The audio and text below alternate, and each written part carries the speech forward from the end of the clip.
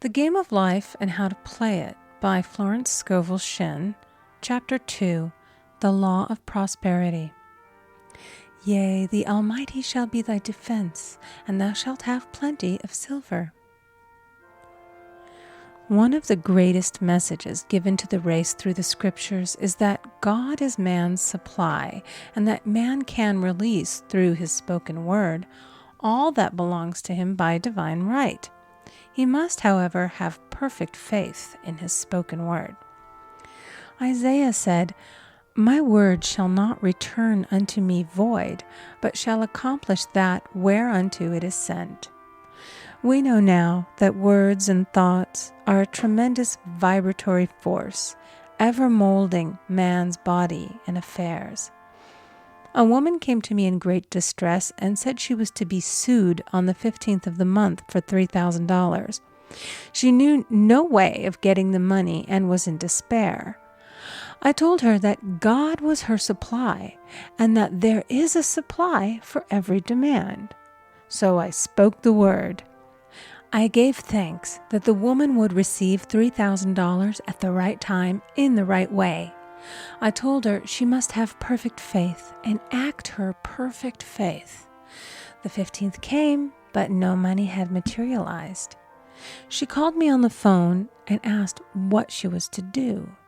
I replied, "It is Saturday, so they won't sue you today. Your part is to act rich, thereby showing perfect faith that you will receive it by Monday." She asked me to lunch with her to keep her courage. When I joined her at a restaurant, I said, "This is no time to economize. Order an expensive luncheon and act as if you have already received the $3,000. All things whatsoever ye ask in prayer, believing ye shall receive." You must act as if you had already received. The next morning, she called me on the phone and asked me to stay with her during the day. I said, "No, you are divinely protected and God is never too late." In the evening, she phoned again, greatly excited, and said, "My dear, a miracle has happened. I was sitting in my room this morning when the doorbell rang. I said to the maid, 'Don't let anyone in.' The maid, however, looked out the window and said, 'It's your cousin with the long white beard.' So I said, 'Call him back. I would like to see him.' And he was just turning the corner when he heard the maid's voice, and he came back. He talked for about an hour, and just as he was leaving, he said, 'Oh, by the way, how are finances?' I told him I needed the money, and he said, 'Why, my dear, I will give you $3,000 the first of the month.' I didn't like to tell him that I was going to be sued. What shall I do? I won't receive it till the first of the month, and I must have it tomorrow. I said, 'I'll keep on treating.' I said, 'Spirit is never too late.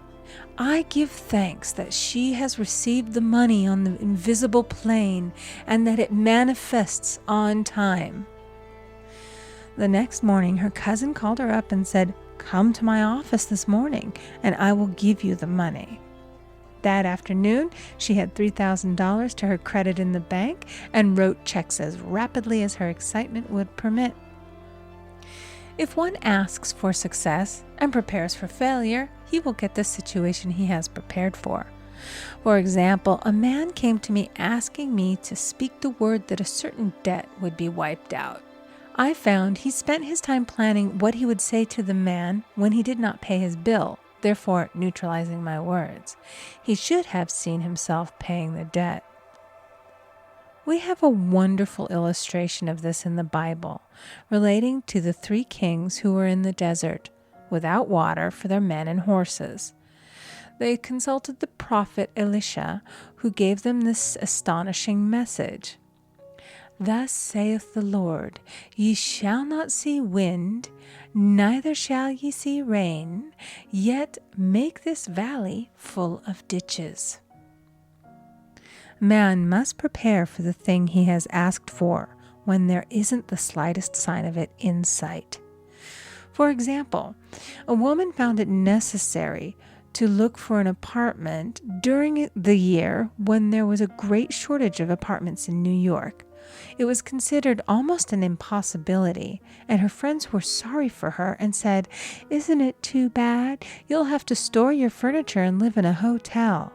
She replied, "You needn't feel sorry for me. I'm a Superman, and I'll get an apartment." She spoke the words, "Infinite Spirit, open the way for the right apartment." She knew there was a supply for every demand and that she was unconditioned, working on the spiritual plane, and that one with God is a majority. She had contemplated buying new blankets when the tempter, the adverse thought or reasoning mind, suggested, "Don't buy the blankets. Perhaps, after all, you won't get an apartment and you will have no use for them." Promptly, she replied to herself, "I'll dig my ditches by buying the blankets." So she prepared for the apartment, acted as though she already had it. She found one in a miraculous way, and it was given to her although there were over 200 other applicants. The blankets showed active faith.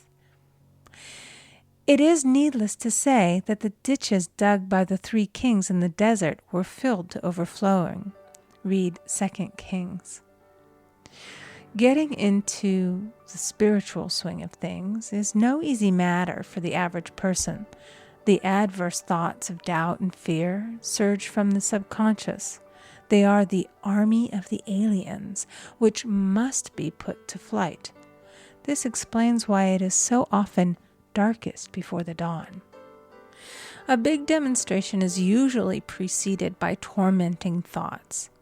Having made a statement of high spiritual truth, one challenges the old beliefs in the subconscious, and error is exposed to be put out. This is the time when one must make his affirmations of truth repeatedly and rejoice and give thanks that he has already received. "Before ye call, I shall answer." This means that every good and perfect gift is already man's, awaiting his recognition.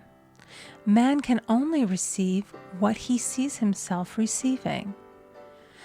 The children of Israel were told that they could have all the land they could see. This is true of every man. He has only the land within his own mental vision. Every great work, every big accomplishment has been brought into manifestation through holding to the vision. And often, just before the big achievement, comes apparent failure and discouragement. The children of Israel, when they reached the promised land, were afraid to go in, for they said it was filled with giants who made them feel like grasshoppers. And there we saw the giants, and we were in our own sight as grasshoppers. This is almost every man's experience. However, the one who knows spiritual law is undisturbed by appearance and rejoices while he is yet in captivity. That is, he holds to his vision and gives thanks that the end is accomplished. He has received. Jesus Christ gave a wonderful example of this. He said to his disciples, "Say not ye, there are yet 4 months, and then cometh the harvest?